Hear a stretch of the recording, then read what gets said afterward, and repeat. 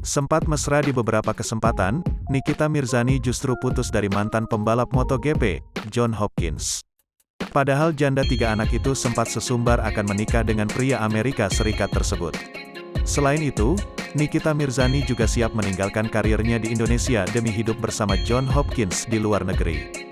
Namun sayangnya, keinginan Nikita Mirzani itu justru gagal terwujud.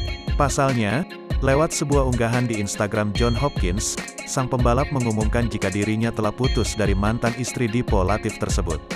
Kini, Nikita Mirzani pun ramai dikasihani setelah putus dari John Hopkins. Awalnya biasa saja, namun kini Nikita Mirzani merasa kesal. Pasalnya, dirinya terus dikasihani oleh warganet pasca putus dari John Hopkins. Seolah tak ingin dikasihani, Nikita Mirzani memberi jawaban menohok untuk para warganet. Dia mengaku dirinya lah yang memutuskan sang mantan pembalap MotoGP itu. Pengakuannya itu terungkap saat Nikita menanggapi komentar pedas dari salah seorang netizen. "Kasian deh putus sama John," tulis netizen. "Mohon maaf saya yang putusin dia.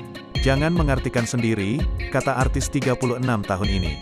Sayangnya, mantan istri Dipo Latif itu tak membeberkan alasannya putus dari John Hopkins.